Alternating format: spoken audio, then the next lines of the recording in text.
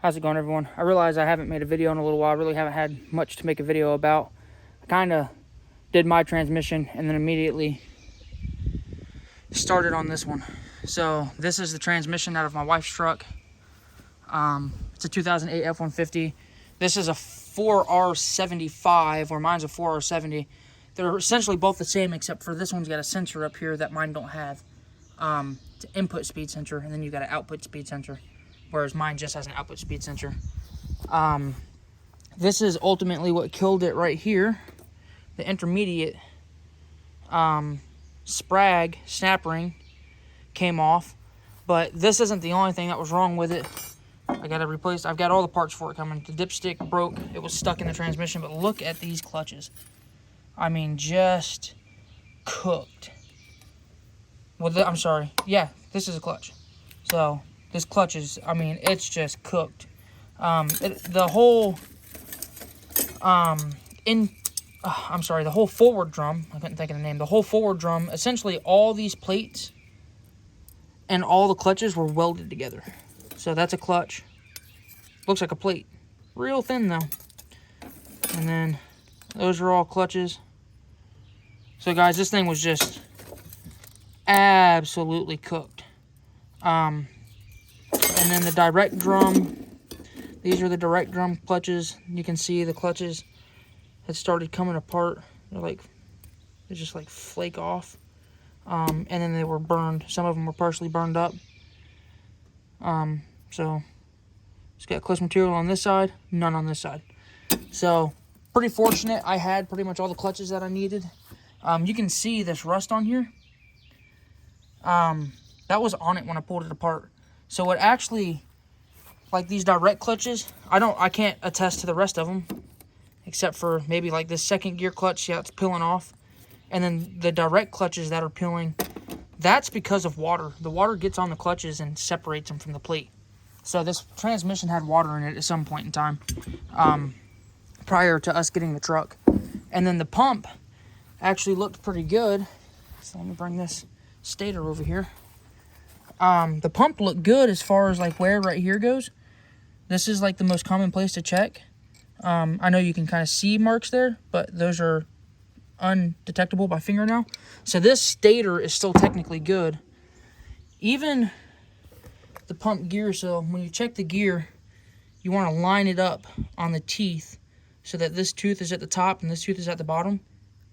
And you can see it's got a little bit of water in it, and then that's actually a good indication. You can see, like, it don't look like a lot, but it's got movement. It's not really supposed to. And you can replace these gears, but a lot of times the movement, when they wear out, is within this inner gear. So you'll put this inner gear like this, and then the inner gear will be loose. This one's not. It's actually the outer gear that's loose, and if you look, it is scored up bad, and it messed the pump up. Could this be repaired? I'm sure. I actually think a machine shop, I think they make a sleeve for this, where a machine shop can like kind of mill this out, and then a sleeve presses in, and then this goes back in there, and that gets you your tight gap. And I realize, guys, and I'm sure anybody that knows anything about transmission knows that this outside doesn't have anything to do with like the actual pumping itself. But why?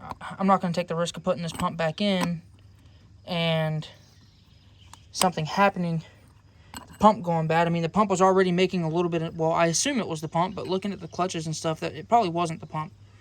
But it did make noise when you put it in gear. But in this spot right here actually looks good. This is the next wear spot that you really look for. It looks good. And I was just going to replace the teeth, or the pump, but decided against that, and pump gears, I should say. And I bought a whole new pump, whole new everything. So it should be here soon. Some of the parts started showing up. I have the clutches for the direct drum right here. Nice reds too, so should never have to replace the clutches in this thing ever again. And then I got a spiral, the aftermarket replacement for that Sprag gear is a spiral, so it doesn't look like a regular C-clip. I'll show you when I get it out of the box. It's a continuous, and you kind of like a piston pin retainer, where it's a spiral instead of just a half C, and that's to keep the Sprag on there. And then I did need a couple of more direct drum clutches, which I have those over there and that. And then this thing was a bear to get out of there with it being a full drive. But yeah, I'm going to get a little video, start putting this thing back together. I realize I don't have the pump yet, but I have everything else that I need to build it all the way out to the pump. So then all I'm waiting on is the pump and the gasket and everything. So yeah, join along. As soon as this thing gets off the trailer, my car has to go back on the trailer so that I can change the stall out. So yeah, hope you enjoy the video.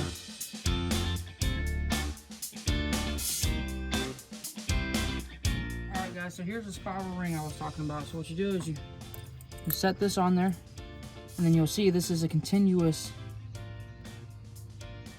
ring. Right? Unlike this one that came off of it, this went down in there and held that on. As you can see, that's no good. So this then goes down in here, and this is a little bit of a pain in the rear, but it goes down in there, and then you just kind of work it around all the way around.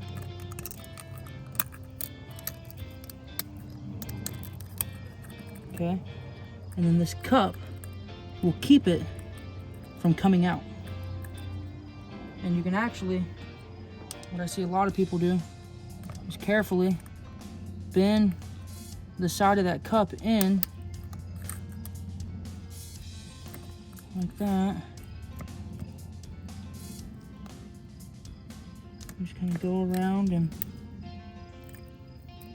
bend the cup around a little bit, and that keeps it from being able to pop out as easily. So let me turn the time lapse back on, and you can see it's not coming off. So let's continue the time lapse.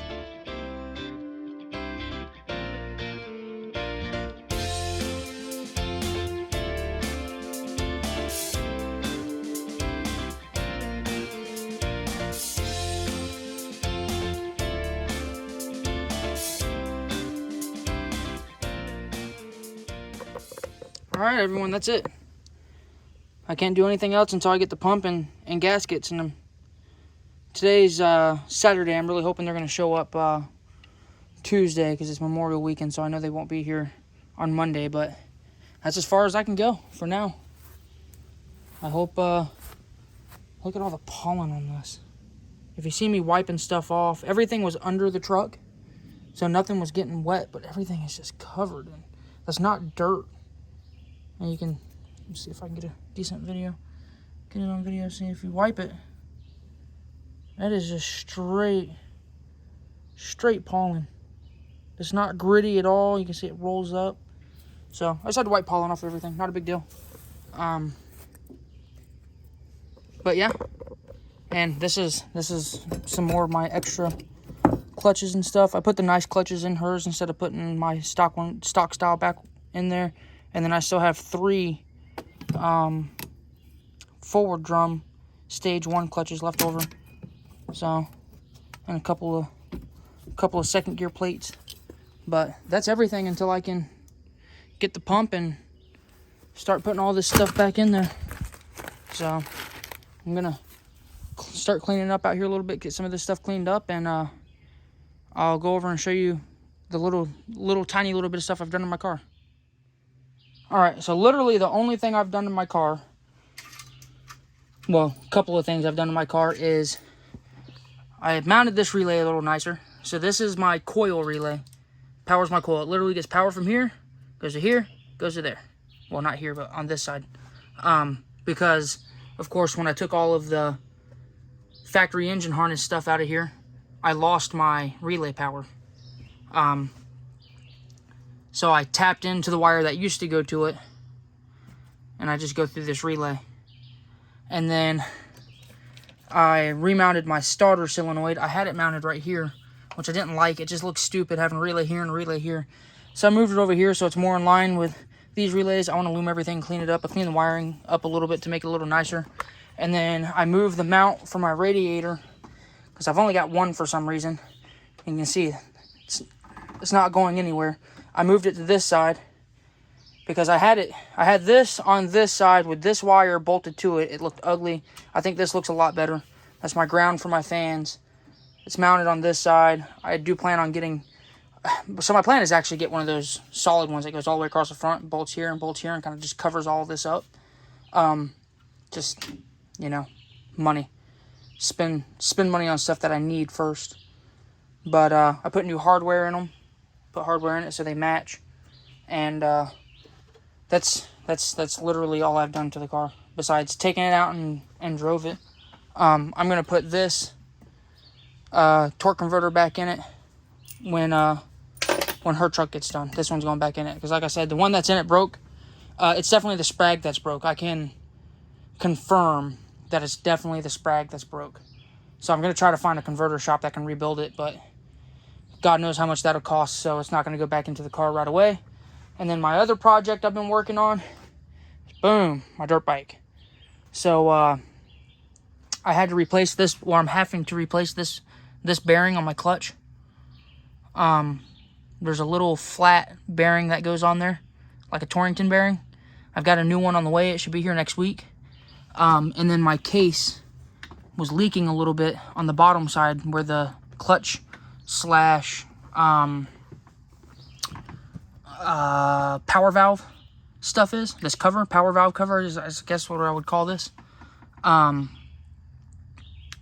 It was leaking. You can kind of see a little bit of the residue down here. It was leaking back there. So I took it off and resealed it. And I've been cleaning it up a little bit. I know it doesn't look real clean right now, but believe it or not, this is a lot cleaner than it was. It was really, really bad. So I've been cleaning on it a little bit, trying to get it back to looking nice again. It is running. I did drive it over here, or ride. I rode it over here and put it in here, so it is running. When that bearing gets here, I'll be able to put that cover back on.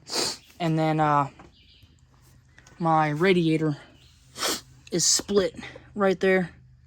So that's something else I've got to fix. I'm going to try something I've never done before, and I'm going to try to braze it.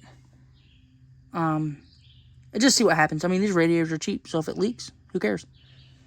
But that's what I've been doing to this. And yeah, if I do anything else, I'll try to catch it on the video. Alright, try not to judge. This is my first time ever trying to braze anything. But I actually think it came out pretty darn good. I laid a bead. The bead goes all the way down the joint where I thought it might be leaking. And I used these things. I've seen really good reviews on these things from Harbor Freight. These aluminum rods. Ooh, I guess I'd hope if it was in the video. I've seen really good reviews on these things, so I figured I'd give it a shot. So I'm gonna let it cool down and fill it up with water, and we'll see if it's leaking. All right, that's gonna be it for this video. I started cleaning on the dirt bike a little bit. You can see that is a lot cleaner. The seat's a lot cleaner on this side of the tank. I can't really clean the engine too much until I get that cover back on. I cleaned the back up some, and then just for shits and giggles, I hit this with some rubbing compound, some like actual rubbing compound. I got some today. You can see it's shiny, that's for sure, but you can also see all the imperfections. And I was going to try to sand all those out, but at this point, it's not worth my time.